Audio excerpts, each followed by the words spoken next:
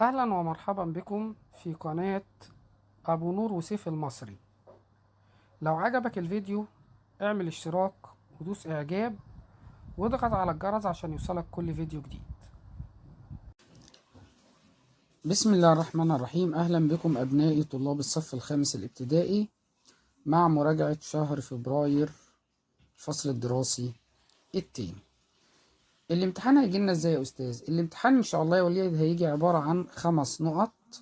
اختر النقطة عليها درجتين، يبقى 2 في 5، يبقى الامتحان جاي من كام درجة؟ من 10 درجات في اللي انت خدته في شهر فبراير. تمام كده؟ طيب تعالوا كده نتعرض لبعض الأسئلة وناخد كام نموذج كده للامتحان للمقرر بتاع شهر فبراير. أول سؤال بيقول لي اختر الإجابة الصحيحة. رقم 1، عدد أغلفة الأرض يا ترى 1 ولا 2 ولا 3 ولا 4؟ 4، اللي هما الغلاف الجوي والأرضي والمائي والحيوي. السؤال التاني، يغطي الماء نقط من سطح الأرض كم في المية من الأرض؟ المية 71%، عبارة عن مية والباقيين يابس. الأكسجين أو النيتروجين أو ثاني أكسيد الكربون ضمن الغلاف الجوي. طيب عملية تكسير وتفتت الصخور تسمى؟ التكسير والتفتت بنسميها التجوية. أمال النقل يا أستاذ كنا بنسميها إيه؟ كنا بنسمي النقل تعرية. في عملية التنفس بنتنفس أكسجين ونخرج ثاني أكسيد كربون. بيحدث تفاعل بين الغلاف الجوي في التنفس بين الغلاف الجوي ومين؟ بين الغلاف الجوي مين يا أستاذ؟ والحيوي، اللي هو بين الكائنات الحية والهواء. تعالوا نشوف مع بعض النموذج التاني. بيقول لي اختر الإجابة الصحيحة مما بين الأقواس. تمام.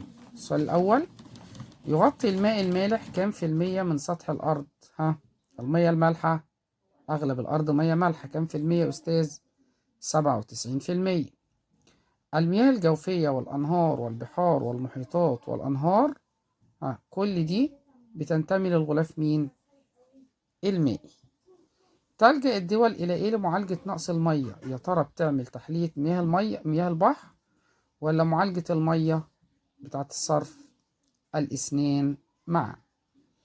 طيب من أهمية المية؟ يا ترى التنظيف ولا الصناعة ولا الصيد ولا في السفر ولا في التجوية والتعرية ولا كل ما سبق؟ كل ما سبق. مسطح كبير مائي من المياه المالحة، مسطح مائي مالح وكبير، يبقى مين؟ المحيط. طيب تعالوا ناخد نموذج ثالث. بيقول لي يمثل الماء العذب كام في المية من المية اللي على سطح الأرض؟ 3% مية عذبة. العشب والطحالب والنبات والإنسان والكائنات الدقيقة دي بتتبع الغلاف مين؟ الحيوي. تمام. من مصادر الماء على سطح الأرض، من مصادر المية إيه يا أستاذ؟ الأنهار ولا البحار والمحيطات ولا المياه الجوفية ولا البحيرات ولا كل ما سبق؟ كل ما سبق. هيبقى الإجابة يا أستاذ كل ما سبق. الماء مورد نقط. المية متجددة يعني ما بتخلصش، حتى لو خلصت بيجي بدلها. في عملية البناء الضوئي بيحدث تفاعل بين الغلاف الحيوي اللي هو النبات يعني والغلاف مين؟ الجوي عشان بياخد ثاني أكسيد الكربون. طيب ما ينفعش الأرضي؟ ينفع الأرضي، ما هو بياخد المية والأملاح من التربة. طب ما ينفعش المائي؟ ما هو بياخد المية من التربة. يبقى الإجابة إيه؟ كل ما سبق. يبقى لو جه واحد منهم ينفع، لو جه 3 يبقى كل ما إيه؟ ما سبق. اختر الإجابة الصحيحة. رقم 1، معظم المية على سطح الأرض مالحة ولا عذبة؟ مالحة 97%.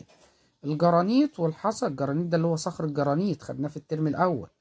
الجرانيت والحصى والرمال والصخور دول ضمن الغلاف مين؟ الأرضي. من أهمية المية؟ نقل الغذاء والأكسجين ولا الشرب ولا البناء الضوئي ولا توليد الكهرباء ولا مأوى ولا كل ما سبق؟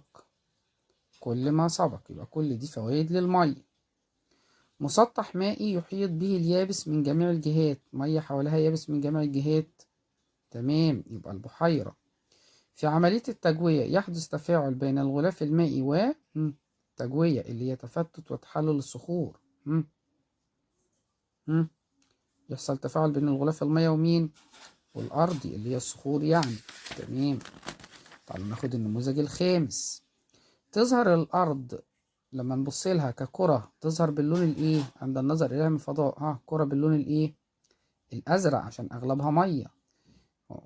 طبعا يا ولاد سميناها أغلفة لأن الأرض كرة غير كاملة الاستدارة، وفي نفس الوقت يا أستاذ بتحيط بها الأغلفة. تحيط بها، يبقى لازم كلمة إيه؟ تحيط بها الأغلفة.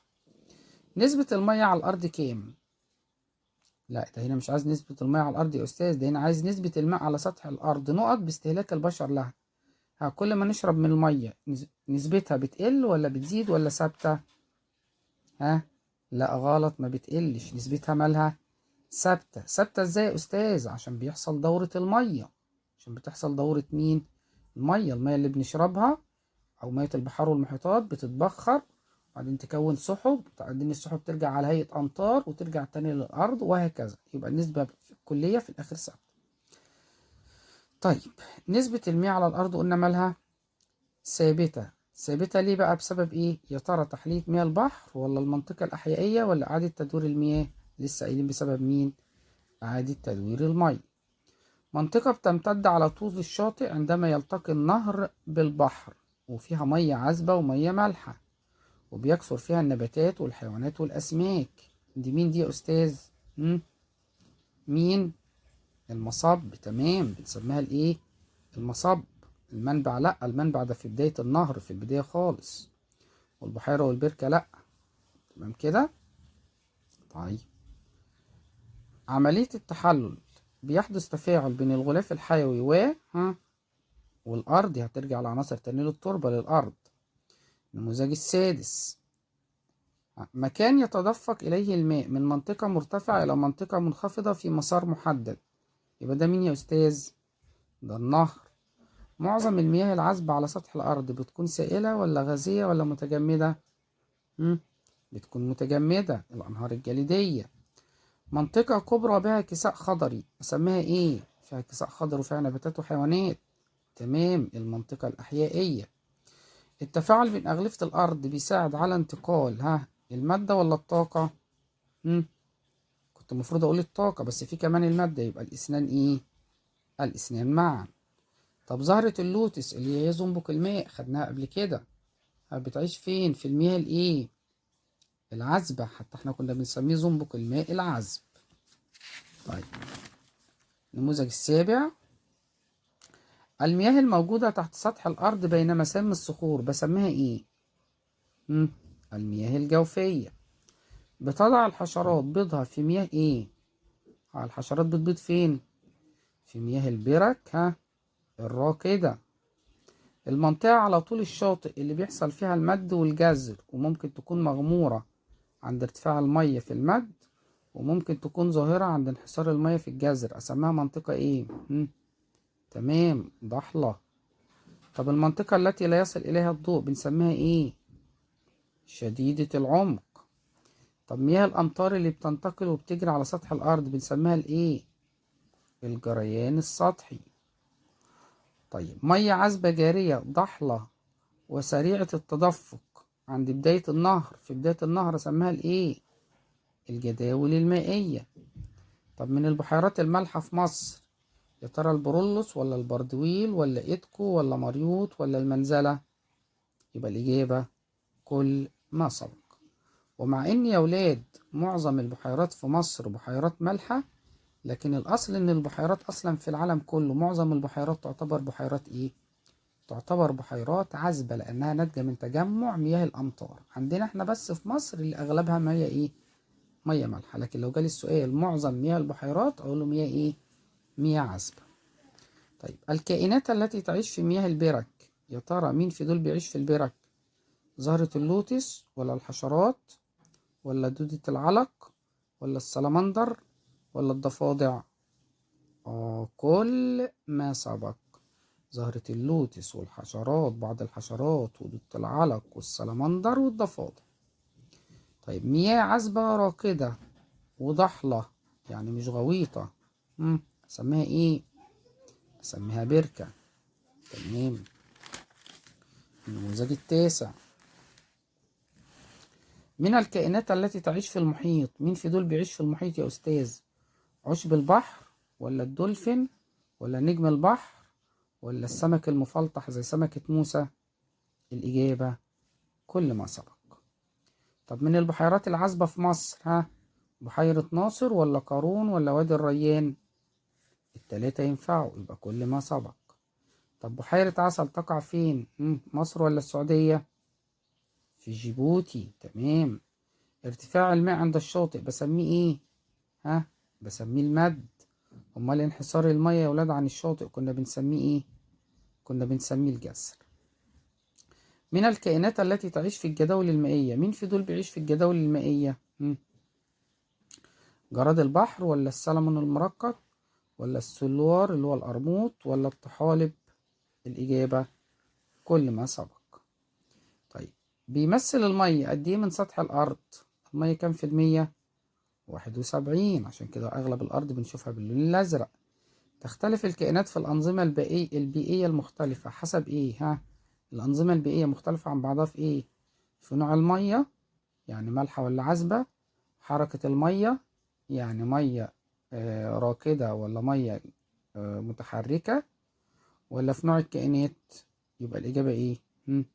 كل ما سبق. يبقى نزود اختيار هنا كده يا أستاذ، ها؟ كل ما سبق. طيب العلماء الذين يدرسون الغلاف المائي وتفاعله مع الأغلفة الأخرى بنسميهم علماء مين؟ ها؟ علماء الإيه؟ الهيدرولوجيا. الهيدرولوجيا. تمام؟ لا الطبوغرافيا، لا الطبوغرافيا دول بتوع المساحة، والجيولوجيا دول اللي بيدرسوا الأرض، لكن اللي بيدرسوا المية والأغلفة التانية اسمها إيه؟